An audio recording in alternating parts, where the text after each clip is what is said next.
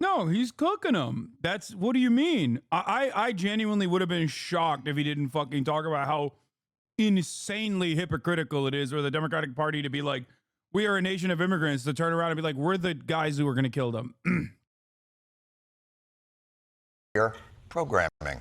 Fox News learned America's border crisis boiling over. Chaos at the border. The never-ending surge of migrants crashing across our southern border.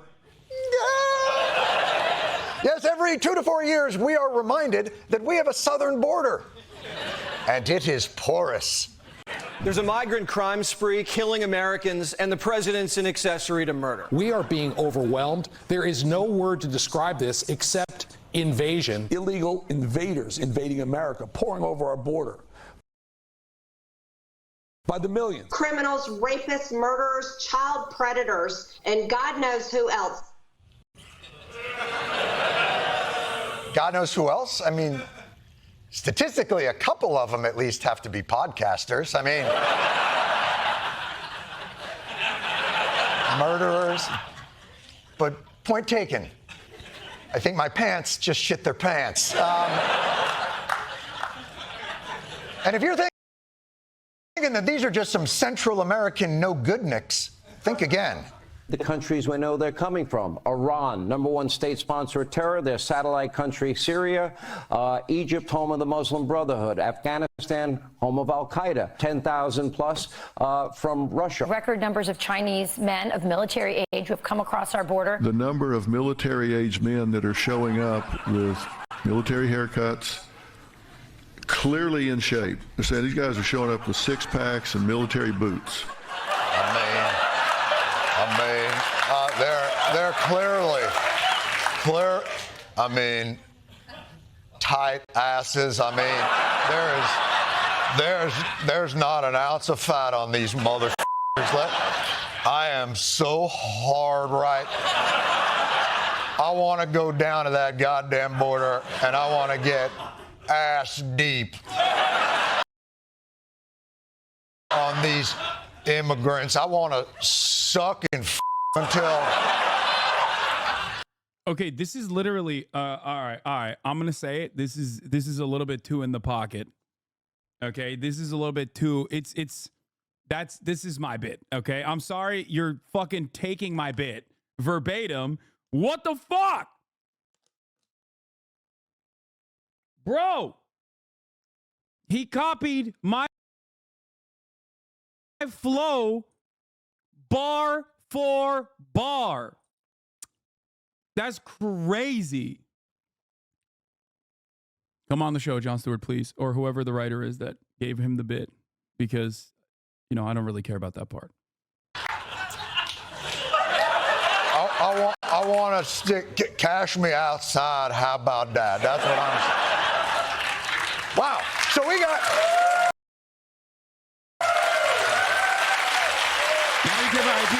I don't give a shit. The crowd loves my dirty Phil impression. We got criminals. We got terrorists. Is there anyone else down there we should be worried about? Anybody ever hear of Hannibal Lecter? He was a nice fellow, but that's what's coming into our country right now.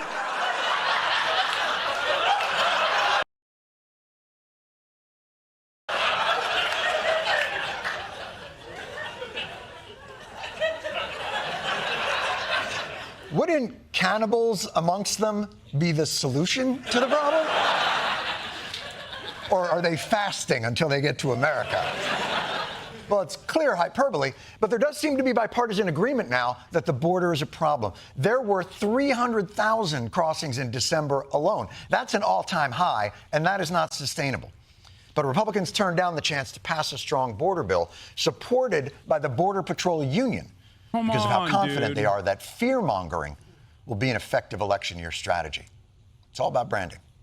I call it migrant crime. I really call it Biden migrant crime, but it's too long. So let's just call it migrant crime, and everyone's going to know it's because of Biden. We will call it from now on Biden migrant crime, okay?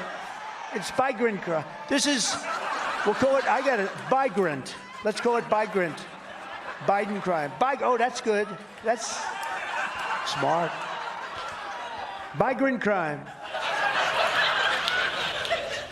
It's a portmanteau. I'm not completely sold on migrant. It really just sounds like a migrant who's open to crossing either border. It's migrant crime. Migrant. Look, there are some undocumented migrants who are committing crimes, some of them horrific. But isn't that true for every demographic, including natives? I feel pretty confident there's still a lot of opportunity out there for our American homegrown criminals. But if it's enough of an issue that on Thursday we had ourselves a good old-fashioned border off as both men saddled up and headed to the southern border. Trump headed to Eagle Pass and Biden headed to Brownsville. It was bitch-ass Cassidy versus the sundown kid. And Biden was fired up. We're the United States of America. Nailed it. He knew exactly where we are. Yes. He knew what country we were in. Bang, boom. This is the United States of America. I take back everything I said a month ago.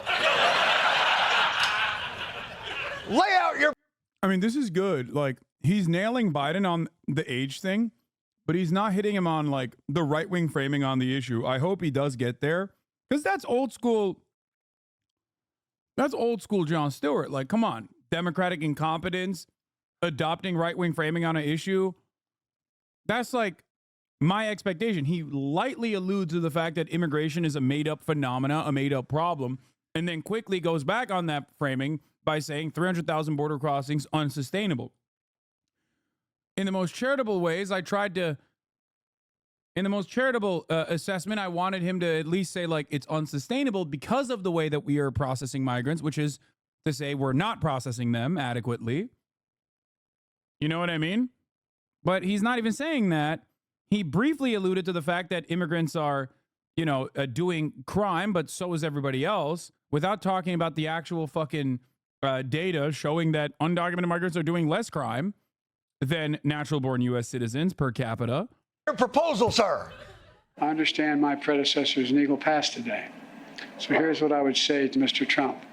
Instead of playing politics with this issue, instead of telling members of Congress to block this legislation, join me, or I'll join you in telling the Congress to pass this bipartisan border security bill. We can do it together. Ladies and gentlemen, the olive branch has been extended across the aisle in a show of genuine desire to solve this complex and vexing issue. Trump, your response. Crooked Joe is the blood of countless innocent victims.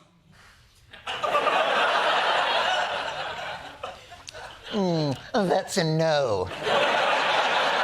Seriously, though, Crooked Joe? We still going with that? Crooked Joe Biden, he's crooked. I took the name away from Hillary because she's no longer relevant, I guess. Do you have to say everything that happens in your head out loud? It's been 8 years. You won. The woman's been through enough. Now you're going to take away her nickname now? What are you doing? But let me tell you something. Trump. I don't know why I got serious there. You can't scare the Democrats because the one thing that the Democrats have are principles. When it comes to immigration, the Democrats hold to our country's cherished ideals. The eternal promise etched at the feet of Lady Liberty. Let's go. That speaks to our better angels. The only way we're going to have a great future in America is if we welcome and embrace immigrants. These people are folks that we should be helping. Okay, you guys were wrong. He's doing the thing. Okay. No, he's cooking them. That's, what do you mean? I genuinely would have been shocked if he didn't fucking talk about how insanely hypocritical it is for the Democratic Party to be like, we are a nation of immigrants, to turn around and be like, we're the guys who are going to kill them. America welcomes immigrants. We want people to come here, despite where they came from or despite the circumstances that drove them to this country. This is a place where the Statue of Liberty sits in the harbor, and we say, bring us your tide. Those who are yearning to be free. Unshakable, bedrock, American values of compassion and empathy. And there is not a damn thing that you can do to change that. Buses arriving in New York City from Texas, one after another, filled with migrants seeking asylum. That's all you got? Nice try, Texas, but you heard the mayor. We're New York City. How dare you? No disrespect. But you are never going to change our values because you're afraid. So keep sending those busloads because we got plenty of room in our hearts and in this city. We have no more room in the city.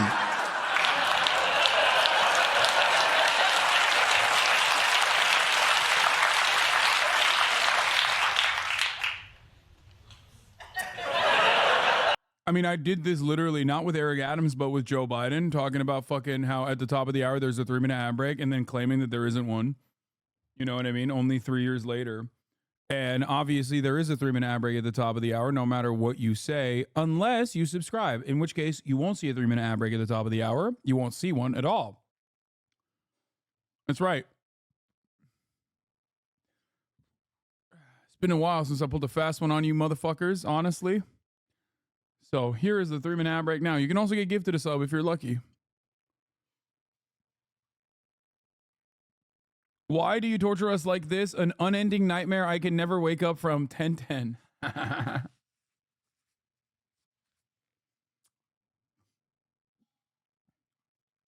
Biden did a literal 180 on immigration since last election. Yes, literally. What about the yearnings and the tiredness? And the tiredness of those who are doing the yearning? 110,000 migrants. We have to feed, clothe, house, educate the children, wash their laundry sheets. This issue will destroy New York City. Destroy New York City. I mean, they're supposed to be doing our sheets. What's going on around here? What kind of topsy-turvy world are we living in over here? Yes. Eric Adams sucks so much dick and ass, and I don't mean because he's like poly and possibly into that sort of thing. I mean just like he just sucks. He's so bad, even though he is poly, which is kind of cool. And the only thing that's cool about him, little lesser known fact, Eric Adams is poly. Okay, let's continue. Turns out in the age-old battle between values and fear, values never had a chance. It took 2 busloads of Venezuelans to go from this to this. So this is the terrible cycle America is caught in. Democrats, whose high-minded values and principles did not survive a contact high with reality, and Republicans, whose desire to solve the problem isn't nearly as strong as their desire to exploit it. Wait, what? Contact high with reality? What the fuck is he saying? Does he think they're like, hello? You think fucking 3 buses of Venezuelan migrants are actually going to turn around and like disrupt the New York economy? The only reason why it's disruptive is because 1, not enough fucking funding from the federal government, and 2, not enough prior knowledge that they're fucking being shipped out here. These are being like trafficked for political purposes. No, I think he did a very cowardly both-sidist end here. I don't think I misunderstood it. I think he means they ran on it, but in actuality are frauds. Then say it. But it's not 3. It's been going on for over a year. Don't fucking do this. Don't do this. New York State. Okay? New York State. Not just the city, but New York State especially has enough fucking room for 10 more busloads of migrants. Okay? There's enough money. There's enough room. The notion that we do not have the space or the money in this country to take care of these migrants is so wrong. So wrong.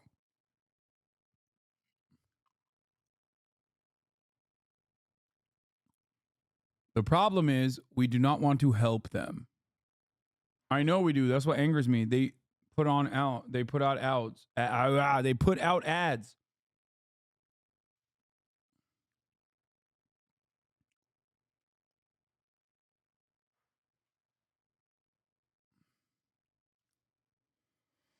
Yeah, what about the homeless vets, they say?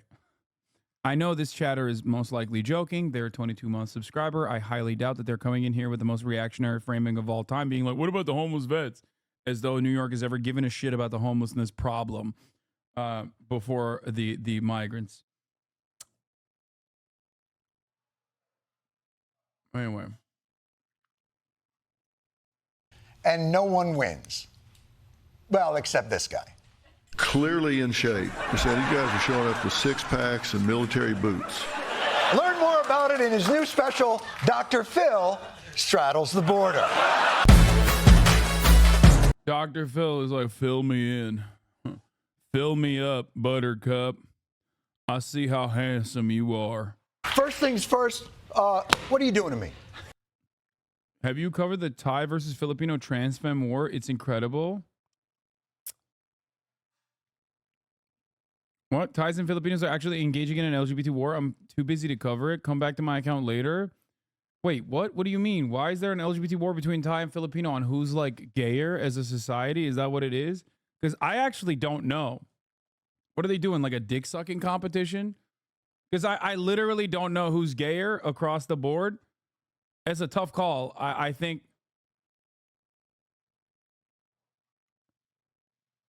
it's a turf war. They're having a good old fashioned suck off. It's like the femboys versus the trans femmes having a cigarette smoking competition. Okay, we'll get into this. Filipinos win the homosexual front and Thais win the trans territories. Yeah, like, honestly, you cannot out-queer Thailand, I don't think.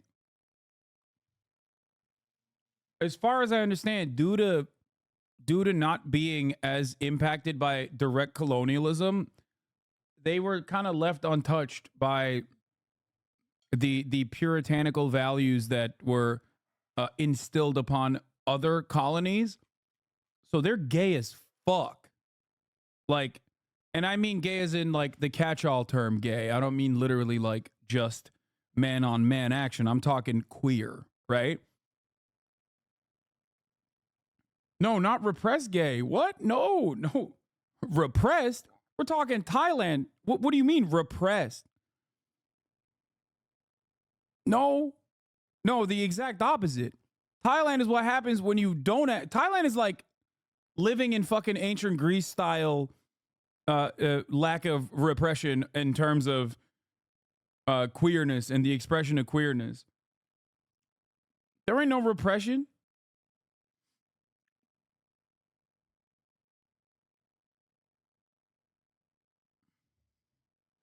Thailand is gay expressed, not repressed. That's why I'm saying it's like,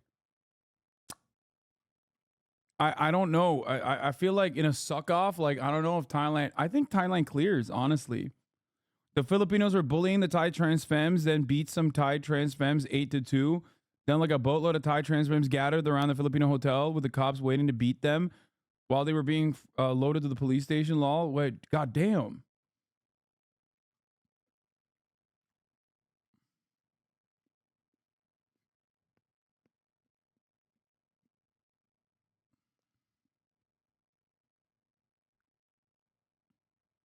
Please stop talking about things I really like. What? Okay. I went to Thailand and got turned away at the border because I wasn't queer enough. Have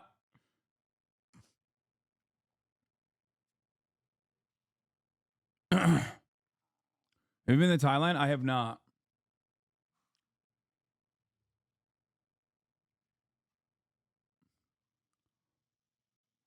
Okay, we're gonna get back to that in a second. I want to watch this other Jon Stewart video on Jonathan Blitzer, U.S. immigration reform, and everyone who is gone is here. I have a family. I have a life. This is a very long book. You don't have to read the notes. The end notes. Oh, I didn't have to read the whole. No, that's fine. Son of a bitch.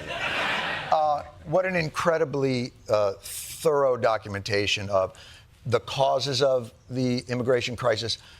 The discussions that have been going on through multiple administrations.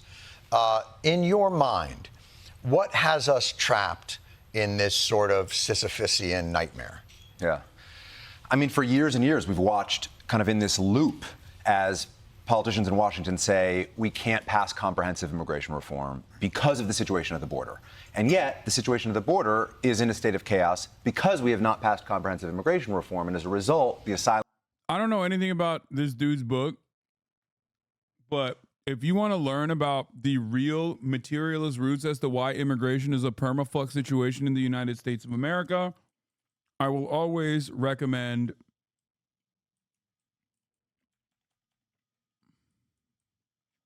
a book by Noam Chomsky's daughter, Aviva Chomsky, who wrote a phenomenal book called Undocumented: How Immigration Became Illegal.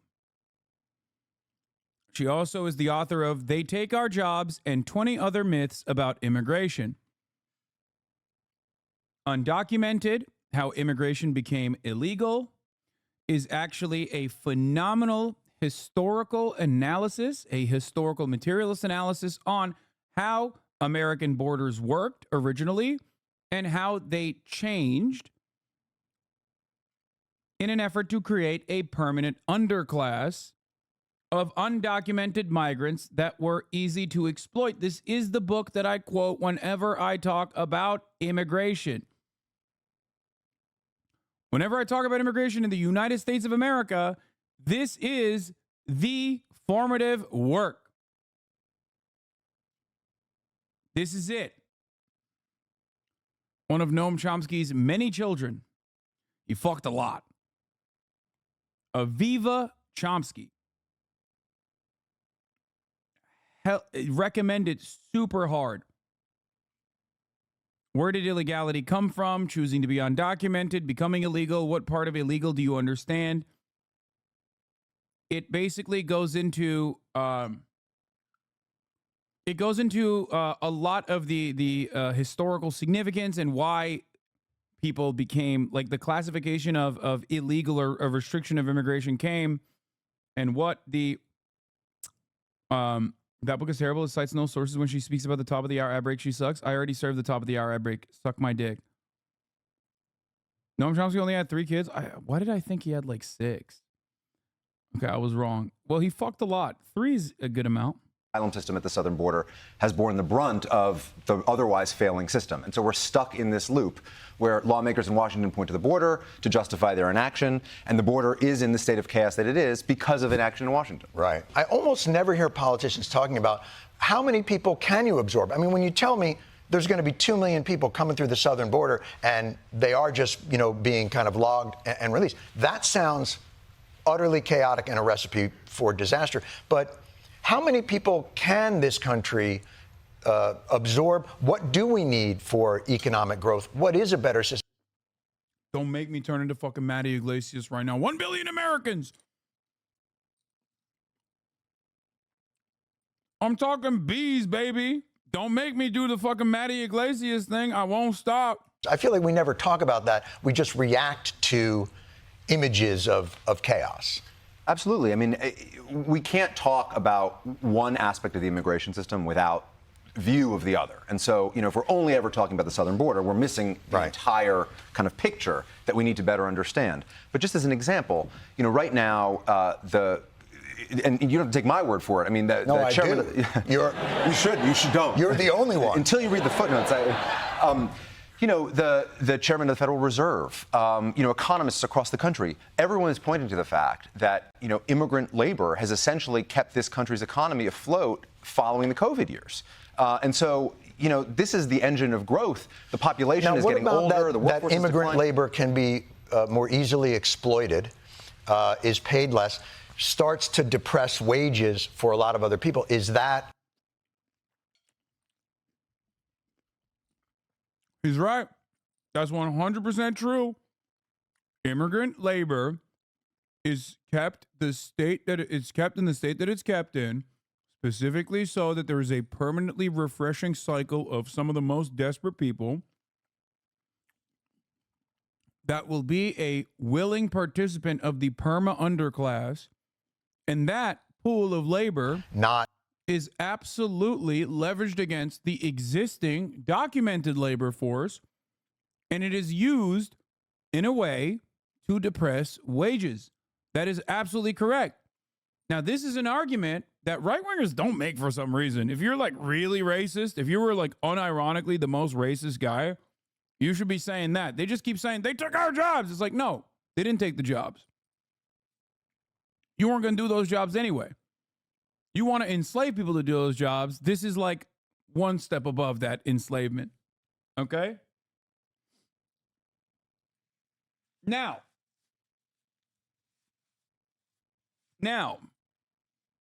of course, the solution to this problem is not to continue having undocumented immigration.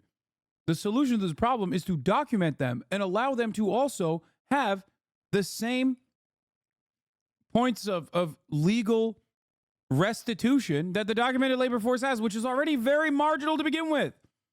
Not accurate? I don't think it is entirely. Boo. This guy's a liberal. He's like, well, no, never mind. Boo. It's not true. You say that and you're in the wrong. You say that and you're in the fucking wrong. The entire point of having a two-tier labor structure is exactly what Jon Stewart said. Liberals refuse to reckon with that reality.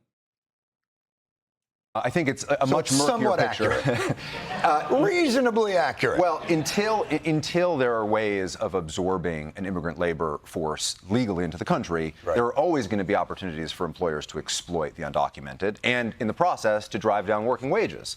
And so the idea is there needs to be a thoroughgoing reform of the system. And the problem is, of course, that in Washington, that's been dead on arrival now for decades. And so we're kind of in this doom loop where the border is the symbol of everything.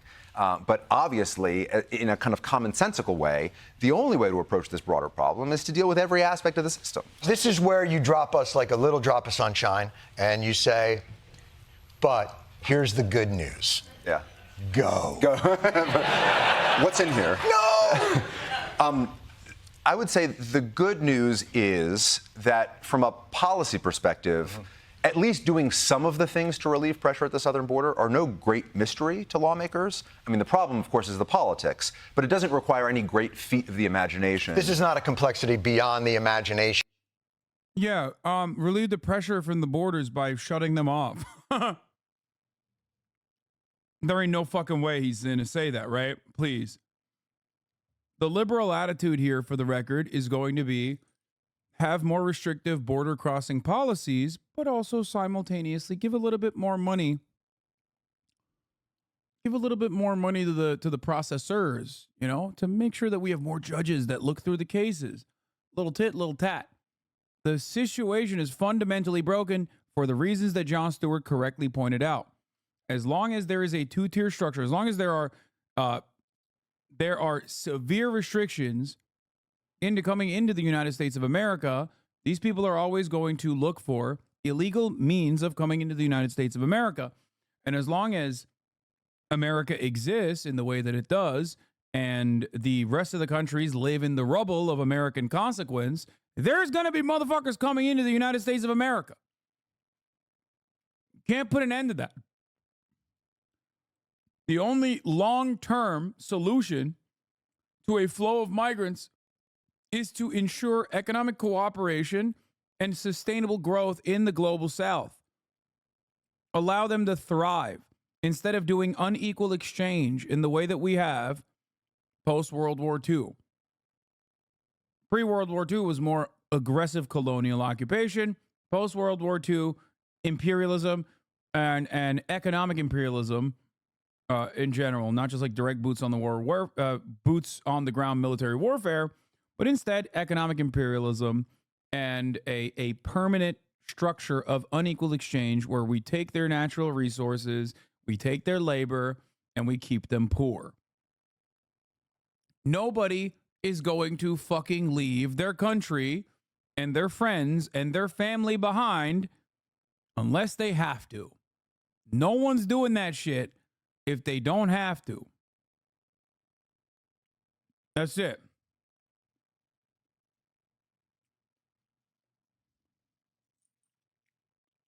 of human beings. Correct. And we don't have to restabilize areas we destabilized to really get a handle on it. It's about fixing the system of influx. I mean, I think, you know... Why do you go out of your way to interpret his shit takes as meaningful analysis? Well, I don't give a shit what his ideological background is. I wouldn't say he's like far right or right wing or anything, like you said. But he's right. Immigration, undocumented migrants are utilized by capital owners in a way to depress wages. That's correct. I don't give a fuck who says it. You could have a right winger who says it too, and I will still agree with it because it's the factually accurate statement.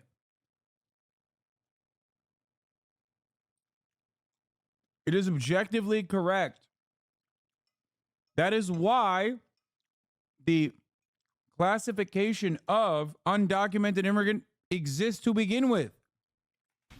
Overall, the only way to kind of deal with migration trends in the world is to understand the forces in a global context. And that means that the United States has to be more mindful of the consequences of its foreign policy. It has to work with partners in the region, you know, all very realistic things. I'm sorry, I blacked out when you said something about mindful foreign policy, and yeah, exactly. I just started thinking about U2 in the sphere. I don't know what's going on now. But I will say this. You know, one of the way, reforming the asylum system specifically is a complex task, and I do think some hard decisions have to be made about kind of reckoning with the population of people showing up at the southern border and kind of understanding what the limits are. Yeah, you only say this when you're about to fucking, oh God, liberals love serving sloppy steak like this. You got to reckon with a lot of tough choices here, and it's like, tough for who, bitch? Fuck you mean tough?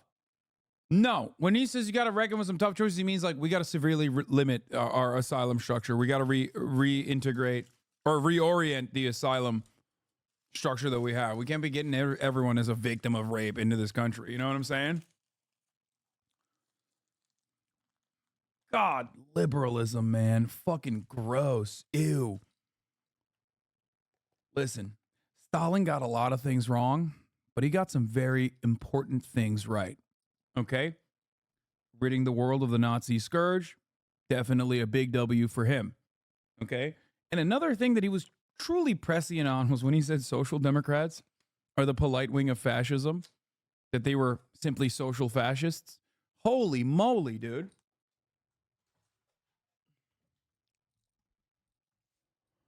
Oh, it's crazy. Gotta give it to him.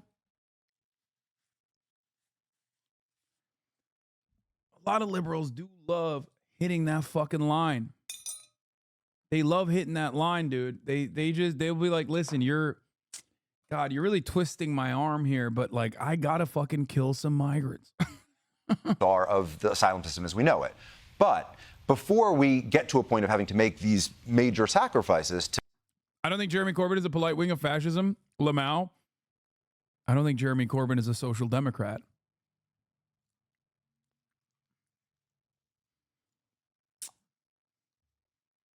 I think you're fantasizing about him being a social democrat. I got to push back on you on this one, brother. Listen, sock dems, I love you all, but wait, did I accidentally fucking mod this guy? No, I didn't. Okay. Sock dems. A lot of you fucking run around and then end up cucking yourselves at the throne of capital. Okay? Bernie Sanders is a fascist. What the fuck, man? Bernie Sanders also not a social democrat, but that's cool.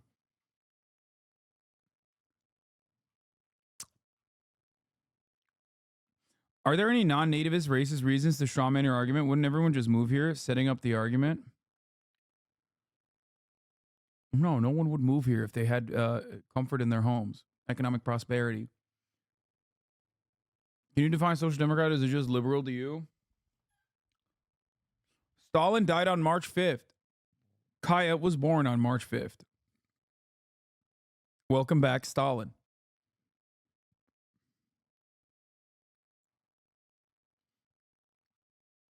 to a system that I think really should be a core part of American policy for ethical reasons and just for straight ahead policy reasons. Branding, for God's sakes. To say nothing else. There are things that could be done, basic things like sending more money to the government to hire more asylum officers, more immigration judges. These things sound boring, they sound wonky, and okay. And very specifically, Republicans in Congress are trying to block these very straight ahead. Wait till the other side. He said tough choices. What are those tough choices, though? He must elaborate on what the tough choices we must make. Basic measures from taking place, just basic funding measures, because they benefit from increased chaos at the southern border. Right. And so there are things that could be done that would not, until they're the not a silver election, bullet. there's no hope until after the election to even address any of it. I mean, it's pretty overwhelming to see right now Republicans in Congress basically say, we're not going to touch this. I mean, they've said it explicitly. This isn't my interpretation. This is the greatest danger to America, maybe ever. And Yeah. We know they're hypocritical. I hate this conversation. Oh my God, Republicans are so hypocritical. They don't give a shit about immigration. It's like, yes, use that as a reason to completely undermine this fucking falsehood that immigration is a massive problem. Except if you were to do that, then you would have to shit on the Democratic Party, who is now adopting that fucking ridiculous framing. Ugh. Liberalism, an infantile disorder. Anyway, for the sock dems in the chat getting mad at me, listen. Everything that I advocate for right now in the United States of America is basically social democracy, okay? Like actual, real, working social democracy. Because I do not foresee America jumping and leaping in the direction of socialism anytime soon. So did Bernie Sanders, right? So did Jeremy Corbyn. But make no mistake, these are all people who are not social democrats, but instead they're socialists. In the sense that they are not, personally, they're not personally against, when push comes to shove, socialism happening.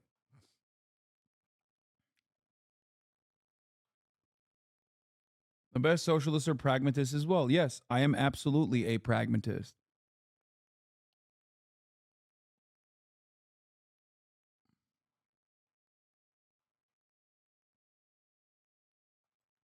The difference, however, is that a lot of social democrats end up inevitably wanting to defend capitalism, and therefore, as opportunists, they end up aligning with not actual leftist parties in the coalitions, but instead aligning with liberals, at least throughout history. Brother, shut the fuck up. You are not a pragmatist. You've literally said you could befriend a bear. Yes, because that is the truth. And nothing but the truth, so help me God. I'm sorry, I will not stray away from that. I am a pragmatist when it comes to politics. I'm an arbiter of the truth when it comes to befriending bears.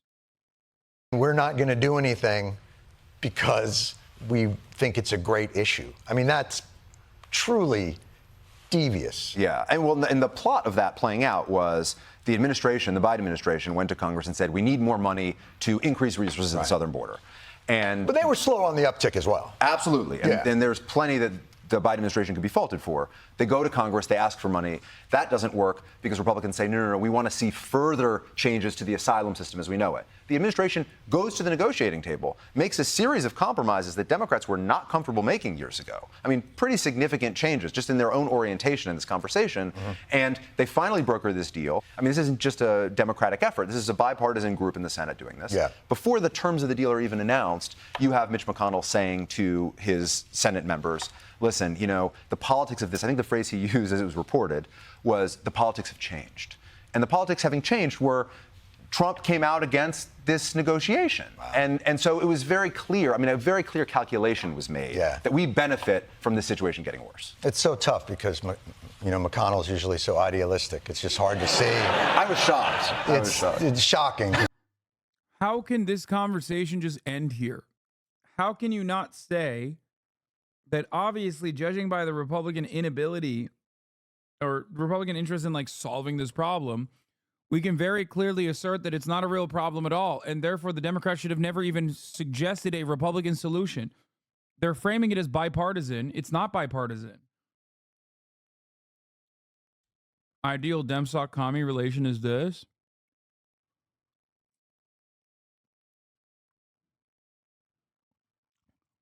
Here's one of Latin America's most influential and enduring politicians, a silver-tongued statesman Barack Obama once hailed as the most popular president on earth.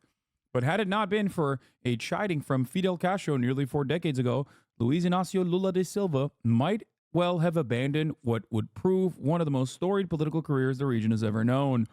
He gave him a bollocking, Lula's biographer and friend Fernando Moraes said of the moment the Cuban revolutionary took the Brazilian Unionists to task for considering throwing in the towel after failing in his bid to become Sao Paulo's governor in 1982.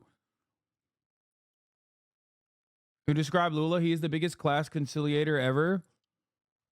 Listen, Lula, you don't have the right to abandon politics. You don't have a right to do this to the working class, Castro told the Brazilian during a trip to Havana, according to Moraes' best-selling biography. Get back into politics.